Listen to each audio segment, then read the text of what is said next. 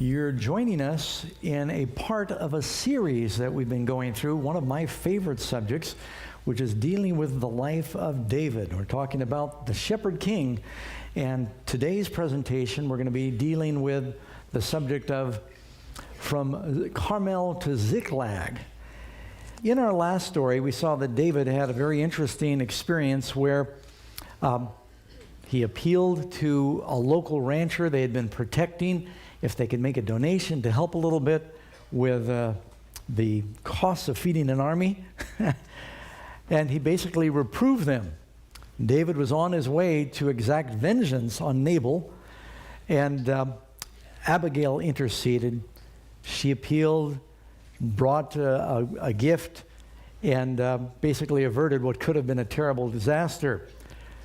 And then at the end of the story, David, very amazed at Abigail and the kind of woman she was, he learns that Nabal has a stroke and he dies. He proposes to Abigail, and she becomes his wife. So now, in the time between when David marries Abigail and this all happens, there's one more episode where David is surrounded by Saul. David sneaks into Saul's camp at the night. Abishai says, strike him to the ground with a spear. David says, no, he's the Lord's anointed. Forgive him. And again, David confronts Saul and says, see here, I'm not trying to kill you. I had a chance. Here's your spear. Here's your water jug. And Saul says, oh, I'm sorry. It was just an accident. You're going to prevail, David. And then at the end of that, David says, you know, how many times has Saul acted like he was going to change his mind, but he can't help himself? He tries to pin him against the wall with the spear, and then he tells Jonathan, I was just kidding. I really like him. And then he tries to pin him against the wall again with his spear. And then he sends soldiers after him, and David finds him in the cave, cuts off his robe. Saul says, make a covenant with me. You're going to be king. I'm sorry. Then again, he goes into the camp. He does it again. Saul can't help himself. He is demon-possessed. He just is so controlled by vengeance. And so that brings us to our next section. Turn with me to 1 Samuel chapter 27, verse 1. Now I will perish someday by the hand of Saul. There is nothing better for me than that I should escape to the land of the Philistines. And Saul will despair of seeking me anymore in any of the parts of Israel, so I will escape out of his hand. Now, this is a low point for David. This is David who had escaped so many times because God had promised, you're going to be king, and I want you to fight against the Philistines. I want you to set Israel free. I want you to expand the territory of Israel. And David has lost faith. It's not a great verse, but you know, it's there to remind us that that happens to us. Just before that statement that David makes, I'm going to just go to the land of the Philistines. Listen to what David writes in Psalm 121. I'll lift up my eyes to the hills from whence comes my help. My help comes from the Lord who made the heaven and the earth. He will not allow your foot to be moved. He who does not slumber, he shall neither slumber or sleep who keeps Israel. The Lord is your keeper. The Lord is your shade at your right hand. The sun will not strike you by day, nor the moon by night. The Lord shall preserve you from all evil. He will preserve your soul. The Lord shall preserve your going in and your coming out from this time forth, even forevermore. Well, that's great. He should have read that psalm. God will keep you. God will preserve you. God will not forsake you. Now, the reason I think this is important for us to consider, because you have all sung songs before that have wonderful statements of faith, but you don't live them out. I have too. But since I'm looking at you, I'm going to talk about you. You know what I'm talking about? We read these statements, we say these prayers, we talk about the victories and things that God has done for us. And you know what? In listening to the devil for 5 minutes, you can forget a lifetime of God delivering you. Just look at the children of Israel. When they're in Egypt, God miraculously feeds them with bread from heaven. He delivers them from the Amalekites that attack them. He gives them water out of a rock. He sends plague after plague on their enemy. He parts the sea for them, pillar of fire to keep them from being in the dark. He does all of this, and after doing all of this, you know what they say? First time something gets rough, they said, Oh, the Lord brought us out here so we could perish in the wilderness. Let's just go back to Egypt. We'll go back to our enemies, the land of the enemy. You know, I sort of probably misnamed this message. I should have called it the land of the enemy, because the whole thing takes place in the land of the enemy. Sometimes God's people try to serve the Lord in the land of the enemy. And so you know what David does. I'm going to go back to 1 Samuel 27. David arose and he went over with 600 men who were with him to Achish, the son of Maoch, the king of Gath. Now, have you heard the word Gath before? This is the second time David goes to Gath. Remember, Goliath was of what? David is going to the hometown of his chief adversary that he's killed. Now, he did this once before, but when he went before, he ran there by himself. And even Achish said, "What is this? Isn't this David that they sang? You know, Saul has killed his thousands, but David his 10,000s. That would be 10,000 Philistines. And he's here?" And that's when David pretended he was crazy. That's back in Achish. Now he's back in Achish again. Except Achish now welcomes him because he realized David kind of fooled him before. David's been running around the hills with a small army. And they've learned that Saul keeps trying to kill David. There's a civil war in the country, and you know that old expression, my enemy's enemy is my friend. And since Achish was enemies with Saul, and Saul was enemies with David, David said, well, if I'm not going to be able to live in Israel where Saul is, he won't give up hunting me. I'll just go stay where Achish is. And Achish says, aha, I have just strengthened my army by 600 men. Not only 600 men, the chief crack forces of Israel. You know, different armies have got their Green Berets or their Navy SEALs or their Army Rangers. David was the elite force of Israel. At one time, he was Saul's armor bearer. Then he became a captain, and every time, David never lost a battle. You read about it. And now that elite force of David has just come to Achish, and he's going, all right. It flatters him, and they bring their families. They are now going to be on my side. I bet we can overcome Israel at this point. Achish receives him. And so for a few days, David and his 600 men and all their families, they're down there with Achish. But, you know, David noticed something. You read a little later in the Bible, you find out Goliath had a family. David's walking around Gath with Goliath's sword. Painful reminder that David had beheaded the champion of the town.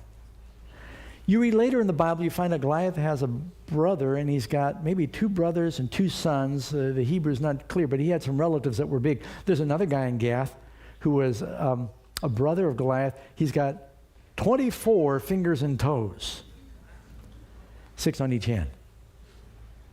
And, you know, that is, I've seen that myself. It's not that uncommon, especially if there's any incest. How many of you have seen a cat with like 7 toes? It usually comes from inbreeding with the cats. And the theory is that the people in Gath saw how big Goliath was, that they were trying to inbreed the family a little bit to get an army of Goliaths. And one of them came out with 24 toes. He later is killed by David's brother, Shimei. But they were alive at this point in Gath. So you got Goliath's relatives walking around town. And they're looking at Goliath, and King Achish says, you know, I'm so glad you've come to join me. Finally, David says to the king, verse 5, if it pleases you, maybe you could give me another place to stay in your territory. It's not fair that I should be staying in one of the royal cities with the king. I'm not worthy. But really, David realized it was causing a little bit of anguish. And the other thing was, they worship Dagon. They worship other gods in Gath. And David wanted to be in a position where he was a little further out of the capital where he could worship Jehovah, because it was going to be a conflict. Now, the Philistines had 5 major cities. They had Ashdod, Ashkelon, Gaza, Ekron, and Gath. The Philistines did not have one king.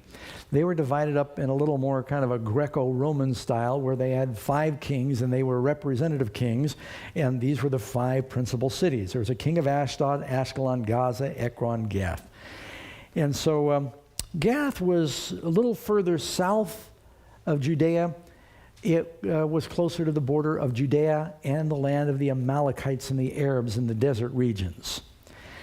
So Achish says, I tell you what, I'll give you Ziklag, and you can stay in Ziklag. Now, Ziklag means winding. And while David is living in the land of the enemy, he is on a winding road. And Ziklag was a fortress city down on the borders of the Philistine territory, bordering Judah and bordering the country of the Arabs, really, that lived down there. Therefore, from that time to this time, it says Ziklag has belonged to the kings of Judah. Now, the time that David dwelt in the country of the Philistines was 1 year and 4 months. And he acted like he was friends. But you know what's really going on? It says, David and his men,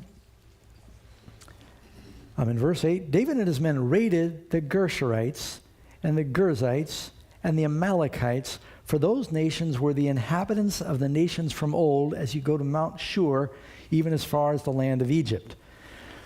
So David, he's got to feed an army, and so what he does is they pretty much have filled up the city of Ziklag. He and his soldiers, they go on raids. This is very common. You remember the story of Naaman? That's how Naaman and his family got the little girl. They went on a raid in the northern country of Israel, and they would kill, they'd seize the livestock, they'd kill anyone who resisted, they'd take away the women and children as slaves, and they're always raiding each other's borders. You remember the story of Elisha when they're burying Elisha? It's an interesting story. They're going out to conduct the funeral, and they haven't quite lowered the body down in the grave yet, and all of a sudden they see Moabite raiders are coming into the country, and they say, what do? We got to bury this man. It wasn't Elisha. They had to bury a man. And they saw that Elisha's grave was there. And so they opened up the lid off Elisha's grave. They tossed him in, and he came back to life when he touched the bones of Elisha. You remember that story? But it was the raiders were coming. They're always raiding each other's borders. You lived in Israel back in one of those days. You didn't want to live on the edge. It wasn't safe on the edge. You wanted to be right in the middle. So David went out raiding because he had to feed his army. And he's raiding the enemies that Joshua and the children of Israel had not subdued when they were supposed to when they came into the land. You remember King Saul was told, go wipe out the Amalekites, but he didn't completely do it. So David says, well, I'll do it. So he attacks the Amalekites and the Gershurites and these other countries that had been enemies of Israel, and they were allies of the Philistines. But when he does this, he then brings gifts to Achish. He says, here's some livestock, but he doesn't bring any people, because he's telling Achish, he'd say to him, where'd you go raiding today? He said, I was raiding Judah. I was raiding the Jews, the Israelites. I went to Judah and against the southern area to the Jarshumalites, and against the southern area and the Kenites. They were related to Israel. Some of you remember a girl named Jael who killed Sisera. She was a Kenite. They lived down in that country. And David would save neither man nor woman alive. Now, this is tough to believe, but David and his men, they wouldn't leave any witnesses. But they were attacking the ancient enemies that God had told Israel to wipe out. But he's being very duplicitous. He said, oh, yeah, Lord, I'm serving you in the land of the enemy, and I'm lying the whole time. I'm pretending that I'm friends with the enemy while I'm serving you. He was being a secret Israelite. We got some secret Christians out there. Any secret Christians out there? You come to church, you know you're a Christian, you want to fight for the Lord, but no one else out there knows. You're living in the land of the enemy, but in your heart you're a secret Christian. Someone once said that there's no such thing as a secret Christian, because either your Christianity will destroy the secret, or your secrecy will destroy your Christianity. But if you try to live a Christian life in the land of the enemy for very long, something's going to compromise. And David had to lie all the time. And he'd bring some of the spoils he'd take from these other towns. He'd keep most of it for his army. He'd bring some as gifts to Achish, kind of a tax. And he'd say, wow, boy, you're being pretty brutal fighting your own people. You don't even leave any survivors. Because often you take survivors as slaves. But he said, I'm not keeping anyone alive. Well, he was attacking the Philistines' friends. And so this goes on for 1 year and 4 months, and nobody catches on. And he'd save neither man or woman alive. So Achish believed David saying, he's made the people of Israel utterly arbor him. Therefore, he'll be my servant forever. Now, something I think is interesting, that when David makes up his mind that he's going to go stay in the land of the Philistines, so many other times David, he's got a priest with him, and he will say to Abimelech, bring me the ephod, let's inquire of the Lord. But David never inquires of the Lord about going to stay in the land of the Philistines. Something else, as well as the scholars can tell, David never writes a song while he's down there. He sort of is living in no man's land in the experience. He's wandering. He kind of made the mistake that the Israelites made, saying, I want to go back to Egypt. So it happens during this time that he's living down there in Ziklag, that the Philistines gather their armies together for war to fight against Israel. Now, why do you think they'd choose to do that? Because the strongest fighting force in Israel is now on their side. They believe the battle's going to turn. Saul has spent so much time and money chasing around his own country, fighting his own people. He killed his priests. He's fighting after David. They have become weakened during this time when they should have been building up the army. They've been distracted. And the Philistines realize that they are now vulnerable. And so they amass, probably in the spring of the year, for a great apocalyptic war. It's not a skirmish. This is an all-out, all-hands-on-deck war where they're calling all of the armies of Israel. Sometimes they went out to battle. You read Saul took 3,000 men. But this is not that battle. This is where every man is called. And the Philistines get all the 5 kings together. And all of them get all of their armies together, and they are doing a full-out war with Israel. And it says here that they gathered for war, on chapter 28 of 1 Samuel, and Achish, the king of Gath, says to David, you'll surely know that you can go out with me to battle, you and your men. You're going to join us, aren't you?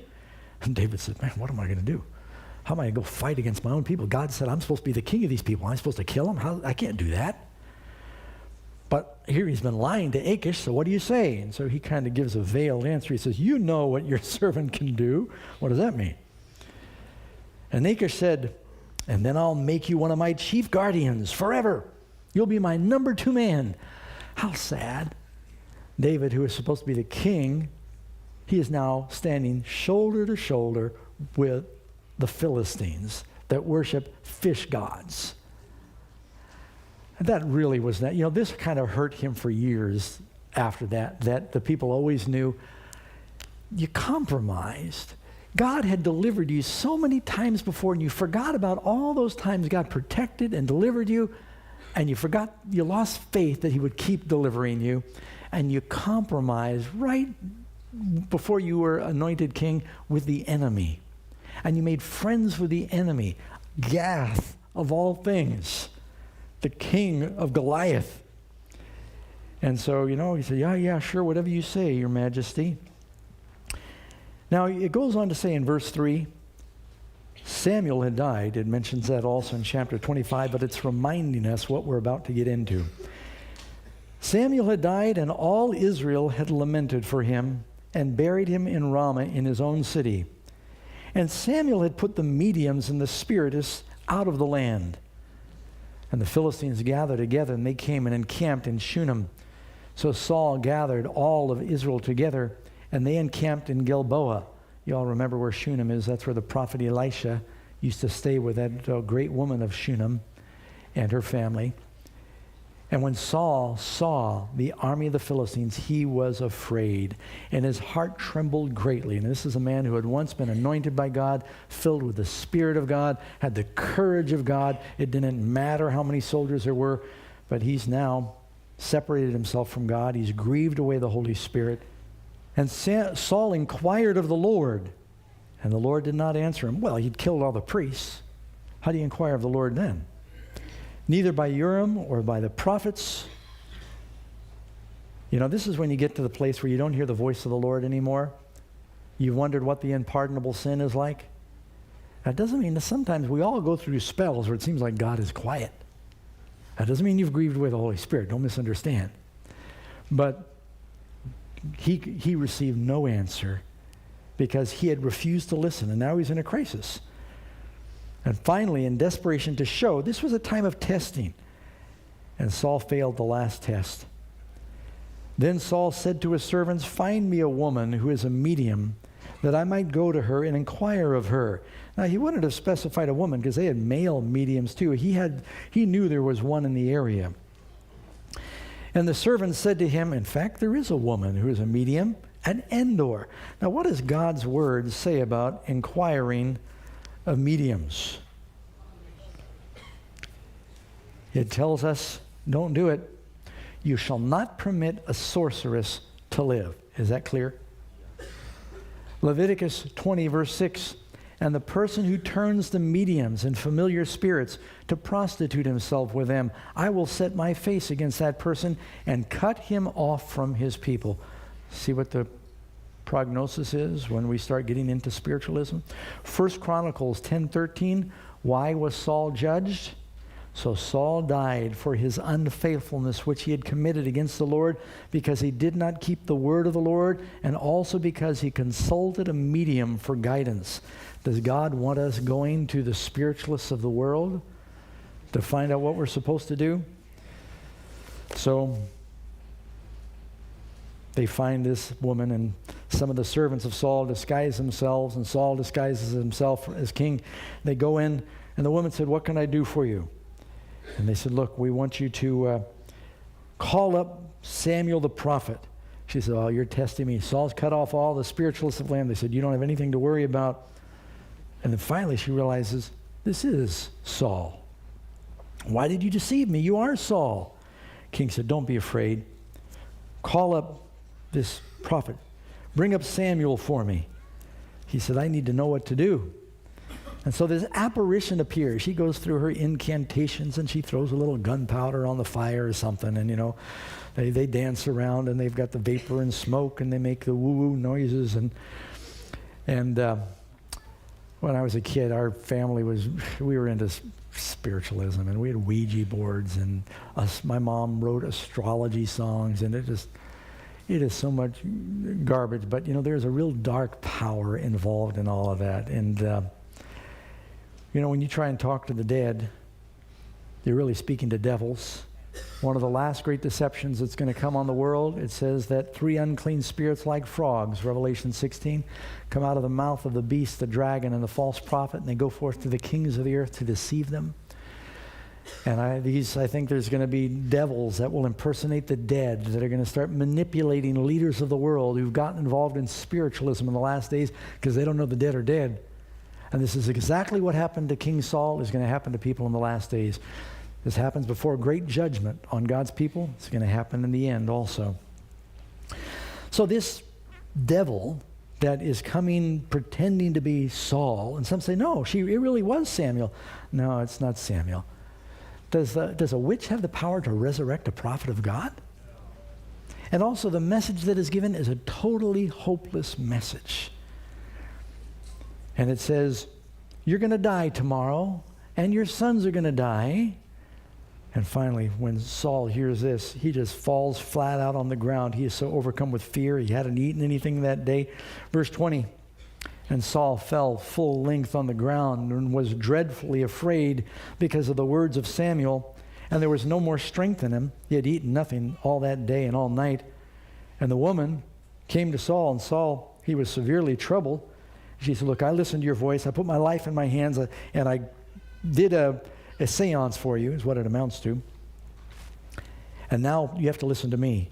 Let me feed you something. So she goes and kills a fatted calf. It's very different from the fatted calf that Abraham kills for the Lord. And boy, they must have been fast back in those days. The prodigal son comes home, they have a feast right away. Kill the fatted calf. I mean, they knew how to clean a calf and cook it and make bread in no time. It always amazed me. Now, she does this because Saul's there, and he's got his entourage. He's got his guard and his servants, so she's not only got to feed him, she's got to feed all of them. But how sad. Where's David? He should have been ready to walk in and fight in that battle and been victorious, and maybe Saul would have died and David would have been proclaimed king, but at least fighting on the right side. David is in the land of the enemy, and because David's in the land of the enemy, now Saul is in the land of the enemy, and he's talking to a witch. it's not a very bright chapter. When you read the last few chapters here in 1 Samuel, God's leaders are hanging out with the enemy. And so finally, she feeds Saul, and he and his servants leave. And go to chapter 29. Then the Philistines gather together and all their armies at Aphek, and the Israelites encamp by a fountain which is in Jezreel. By the way, there's a valley there by Jezreel called Megiddo. And so when you read in the Bible about the Battle of Armageddon, there are many great battles that took place in the valley of Jezreel, which is Megiddo, same area. The Battle of Gideon was in Megiddo, the valley of Jezreel. The valley that in the days of Deborah was here in the valley of Megiddo, means hill of Megiddo. It's above the valley of Jezreel. This is another pivotal battle that takes place there. And the lords of the Philistines passed in review by hundreds. They get all their armies together, and here we are from Ascalon, here we are from Ekron, here we are from Gath, and they all, big parade, and they're all with their pomp and their ceremony. And then trailing the troops of Gath, the other kings of the Philistines see 600 or 700 Hebrews. And they're going, what? We're getting ready to go fight the Hebrews. What are they doing here? Can you understand their dismay? And the army's actually grown. Something I left out I need to tell you. Why David is at Ziklag. Listen to what you read in 1 Chronicles 12. Soldiers begin to come to David. They see that Saul has lost courage. They see that Saul he's raving. I mean, before when he had his episodes, David would play the harp, but the musician's gone now. And so they're losing confidence in their king. You read in 1 Chronicles 12, verse 1. Now these were the men who came to David at Ziklag, while he was still a fugitive from Saul, the son of Kish. And they were among the mighty men, the helpers in the war, armed with bows, using both the right hand and the left hand in hurling stones. That's good, man. I can't throw a rock with my left hand. They were of Benjamin. It says they could hurl stones at a hair's breadth and not miss. And they could fire arrows with the bow. They were talented. And they were of Benjamin, Saul's brethren. So now they're not just coming from Judah. The people of Benjamin, his own family, are losing faith. Read in 1 Chronicles, same chapter, go to verse 20. 1 Chronicles 12:20. When he went to Ziklag, those of Manasseh defected to him, were Adnah and Jozabad and Jadiel and Michael and another Jozabad and Elihu and Zelitha, captains of thousands who were from Manasseh. And they helped David against the bands of raiders, for they were all mighty men of valor. And they were captains in the army, for in that time they came to David day by day to help him until his army was a great army like the army of God. So before he finally goes to Ziklag, or from Ziklag to go to the battle in Jezreel, it's not just 600 men. His army is swelling because they're all coming to him because he's got his own kingdom now, his little fortress, his own city of Ziklag. And so all of a sudden the Philistines, they see that the parade, all these soldiers are in review before they go into battle, and all of a sudden there's a whole contingent of hundreds and maybe over 1,000 now of soldiers come with David leading them, and they look at Achish and they go, what's with this? What are these Hebrews doing here? And now David, of all things, David, talk about being low, he even gets rejected by the Philistines. But the princes of the Philistines, I'm in 1 Samuel 29:4. The princes of the Philistines were angry with him. So the princes of the Philistines said to him, make this fellow return, that he goes back to the place where you've appointed for him. They basically said to Achish, are you crazy? We're going to go into battle. What better way for him to make peace with Saul than in the middle of battle to turn on us? Because that had actually happened, if you read your Bible, in the battle of Michmash. It tells us that the Hebrews that were slaves to the Philistines that went into battle against Israel, they turned on the Philistines in that battle. And they said, this is going to happen again. They're going to turn on us. And so Achish goes, he says, look, David, I'm sorry. He says, I trust you. Matter of fact, you can read verse 6 of chapter 29. Achish calls David and says, surely as the Lord lives, you've been upright in your going out and your coming in. And David must have hung his head then, oh yeah. He'd been out, lying every day. You've been upright and you're going out and you're coming in. and everything you've done has been good in my sight. For this day I've not found any evil in you from the day you came to me. Nevertheless, the lords of the Philistines, they don't favor you. So you better go back home. It's really hard to fight the enemy when you're with the enemy. And some of us have wondered, I think you need to make your colors clear if you're a Christian. Saves you lots of trouble. You notice that when Jesus was being crucified, but when he was being tried, Peter followed Jesus from a distance. John went into the judgment hall with Jesus. Peter, trying to look like he wasn't too closely connected with Jesus, he hung out with the enemies of Jesus. Peter ends up denying Jesus. John walked right on in, stood by Jesus. He did not deny him. If we follow Jesus from a distance like that, and we hang out in the land of the enemy, we're going to end up denying Christ. I let people know right up front, I'm a Christian. And it just makes all the boundaries really clear. Saves all kinds of problems. So now David and his soldiers, they're rejected. They're also really worried what's going to happen to Israel, but they are sent on their way. And my guess is that the Philistines, they send a little contingent of scouts. They said, follow them, make sure they go back, that they don't turn around. And so they're sent on their way. They've got to head back now. 90 miles they've marched from Ziklag up to Jezreel. That's a long ride. They've only been there a day or two. Now they got to turn around, they got to come all the way back again. I want you to know that because they're really tired and they have to go into another battle. When David and his men came back to Ziklag on the third day, it took them 3 days to get back. You know how many times things happen on the third day? That the Amalekites had invaded the south and Ziklag and attacked Ziklag and burned it with fire. They had attacked the southern extremities of Judah and the border of the Philistines. Now, why would they do such a terrible thing? Well, David had been attacking them. Did you just read that? You know something about the history of the Amalekites and the Israelites? It's important to understand it is one of the longest standing feuds, and they had the most brutal command. The Amalekites were an age-old enemy of Israel. Exodus 17:14. The Lord said to Moses, write this for a memorial in the book and recount it in the hearing of Joshua, that I will utterly blot out the remembrance of Amalek from under heaven. Why? The first person who attacked Israel as a nation, when they became a nation, they came out of Egypt, the Amalekites attacked them, but they didn't just attack them. It was totally unprovoked. They hadn't done anything to them, and they attacked the sick and the weak that were straggling in the back. Look in Deuteronomy 25:17.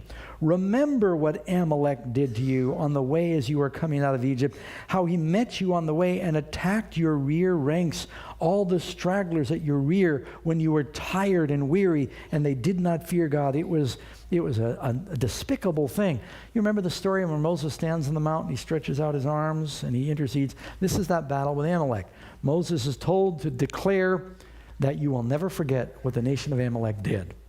The battle between Israel and Amalek goes all the way through until you get to Haman, who is a descendant of Amalek, and Mordecai in the book of Esther. So it is a long-standing, underlying feud between these two. So now the Amalekites attack David and Ziklag while he's gone, and they carry them all away captive. And they took captive the women and those who were with them from small to great. They did not kill anyone, but they carried them away undoubtedly to sell them to the Egyptians or something. So David and his men came to the city, and it was burned with fire, and their wives and their sons and their daughters had been taken captive. And David and the people who were with him, they lifted up their voices and they wept until they had no more power to weep. And David's two wives, Ahinoam the Jezreelitess and Abigail, the wife of Nabal the Carmelite, had been taken captive. And David was greatly distressed, for the people spoke of stoning him.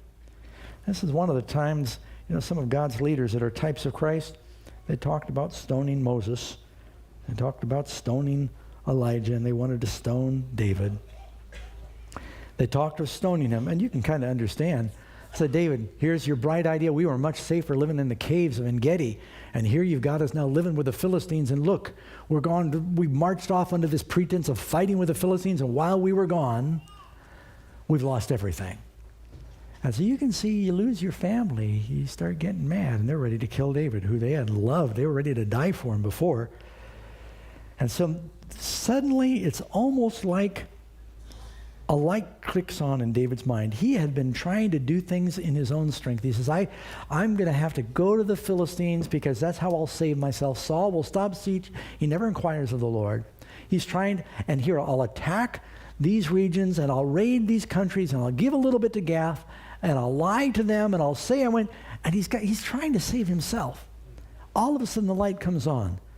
At the end of verse 6, it says, David strengthened himself in the Lord his God. You know, we all need friends that can strengthen us. But sometimes when your friends are ready to stone you, all you can do is strengthen yourself. And David realized, how did we get here? And he thought, you know, God, you're the only one I've got left to turn to. Now even my soldiers are ready to kill me. And suddenly David says, that's right, don't we have a priest here among us? And he calls for Abiathar, the priest, Ahimelech's son. He says, please bring the ephod to me. And Abiathar brought the ephod. And now David is inquiring of the Lord again. Praise the Lord. He's turning back to God. He says, shall I pursue this troop, this army of raiders? It's bigger than just a group of raiders, you'll see, that attack Ziklag. Will I overtake them? And he says, pursue. You will surely overtake them, and without fail recover all. That's quite a promise. So David, he goes and 600 men who are with him, and he comes to the brook Besor. You look at your map, you'll find that he's gone way down south towards Egypt. There's a creek that actually has water most of the year where they stay, where some were left behind. But David, he and 400 men pursued, and 200 stayed behind. Now, can you understand why they're tired? They marched 90 miles north with the Philistines, ostensibly to fight against Israel with them. Then they're rejected. They marched 90 miles back. And now they found out that their family's been attacked. Now they got to go march on another battle. You ever do the math on that? That's a lot of, they're marching like 200 miles in just a few days, and they are, even though they're trying to save their families, they physically cannot go on. Some of you remember the story when Gideon and his 300 soldiers were attacking this vast army of 1 million. It says they were pursuing exhausted. They were exhausted, but still pursuing. And what gives you the strength to go on when you're exhausted? How could David, some of the men stayed behind, but David and his men, they went on. How could you keep going on when you're physically at the end like that? And then once you get caught up with them, what do you got to do? You got to fight. You just get in there, you think, I can rest. No, now you got to fight a war. Their love for the lost family mobilizes them. When you love somebody and you got to go the second mile to get them, it's no problem. And so David's thinking about his wives, and he has children actually at this point, though they were very young. And all of his men, they've got wives and children, and they are going to go until they drop to try to save them. But God gave him a promise. He said, you'll recover all. So while they're pursuing, they find out there among all the footprints from the Amalekite camels in the dust, there's a slave that is laying on the ground half dead. They found an Egyptian in the field, and they brought him to David. They had to carry him to David. And they gave him bread, and he ate, and they gave him water. I'd have the water first. And they gave him a piece of a cake of figs and 2 clusters of raisins. He was hungry. So when he had eaten, his strength came back to him, for he had not eaten bread or drunk water for 3 days and 3 nights. There you got it again, 3 days and 3 nights. That sound familiar? And he revived. Do you have another story in the Bible of someone reviving after 3 days and 3 nights? And David said to him, to whom do you belong? Where are you from? He said, I'm a young man from Egypt, a servant of an Amalekite. My master let me go. The Amalekites weren't very good to their slaves. He just dumped them. He left me behind because I was sick. We made an invasion in the southern area of the Cherethites, in the territory that belongs to Judah, the southern area of Caleb, and we burned Ziklag with fire. And David said, can you take me down to this troop? Do you know where they went? He said, swear to me by God, you'll neither kill me nor deliver me back to the hands of my master, and I'll take you down to this troop. After all, they dumped me. And he brought him down there. There they were spread out over all the land, eating and drinking and dancing because of the great spoil that they had taken from the land of the Philistines and from Judah. And David sees them. They probably watched on the hill and rested a little bit. They let them get good and drunk. And he knew his family was down there. But they stood up there, and it says, and David attacked them from twilight until the evening of the next day. For a whole day. That must have been a big army, because it said not a man of them escaped except 400. When you say not a man, only 400, whenever you say only 400 escaped, well, how many were there? Must have been thousands. But David and his 400 exhausted men, they came on them, and they were all drunk and hung over, and they had a food coma. They had eaten so much, they had been feasting. And you know, when the judgment came on the Amalekites, it was at the end of a party. You know, that often happens in the Bible. It's, you know, it's when the party's over, the judgment comes. And they attacked them. 400 young men escaped on camels. And David, just as the prophet had said, the priest said, he recovered all the Amalekites had carried away. And David rescued his 2 wives, and nothing of theirs was lacking, either small or great, sons or daughters, spoil or anything which they had taken, except now they've got even more, because they not only got what they took from Ziklag, they've got what they took from everywhere else, plus what they had. And David just keeps growing in spurts. You notice? He blessed him with Nabal stuff, and now he's been blessed again. And you'll find out he ends up paying a tithe of everything he gets here to the elders of Israel. So he recovers everything. Now, who does David represent in our study we've been doing? Jesus is called the Son of David. Is Jesus going to come? Will there be a great judgment? Will it come at an hour when the world least expects it? Is he going to recover all that trust in him? And even though we've been taken captive by the enemy, if we're his children, he is coming to rescue us. Jesus is pictured in Revelation coming on a horse with a sword, isn't he? David comes down when the enemy took his family. He comes down with a sword and a horse. You know, there's another story in the Bible. How many of you remember when word comes to Abraham that Sodom has been captured, and Gomorrah and the other cities, but that meant Lot and his family were all captured. Abraham and some friends arm themselves, and they go attack 5 kings up in the north. His name was Chedorlaomer. Took me years to learn how to say Chedorlaomer. They went to attack them, and Abraham recovers all, doesn't he? And when you're fighting for the Lord, for the salvation of others, and not only does Abraham recover all, he ends up with a great bounty, and he pays tithe on it. This is exactly what David does. He gets all this tithe, and he sends it on, as you'll see in the next chapter, to the elders of Israel. Now, David comes back, and he meets up with the other soldiers, and they go through a little argument. They decide to share all the spoil, because they've got even more now than they had before. And you get to chapter 31, last chapter in 1 Samuel. Now we're going to flash forward to the battle in the north. What's happening up north where David and his men had been just rejected. Now the Philistines fought against Israel, and the men of Israel fled from before the Philistines and fell slain on Mount Gilboa. And the Philistines followed hard after Saul and his sons. And the Philistines killed, always makes me sad to even read it, the Philistines killed Jonathan, Abinadab, and Malchishua, Saul's sons. And the boys were doing the best to save their father. And so they were slain first. And the battle became fierce against Saul. And the archers hit him. And he was severely wounded, more than one arrow, by the archers. And he's surrounded by his crack troops, and they're trying to fight back the Philistines as well. Because Saul knows he's mortally wounded. He's bleeding profusely. And what he's afraid of is that the Philistines are going to break through, and they're going to get him. And they're going to just torture him and taunt him. And he says to his armor bearer, "Draw your sword and thrust me through with it, lest these uncircumcised men come and thrust me through and abuse me." He said, "Don't let them have the credit. I've fought them all my life. I don't want them to kill me." But his armor bearer would not, for he was greatly afraid. You know what the principal job of the armor bearer is? At all costs, save the life of the king, not kill the king. He said, I can't do that. And he would not. Therefore Saul took a sword, and they were sharp, and he fell on it. You've heard that expression probably used 100 times. Don't fall on your own sword.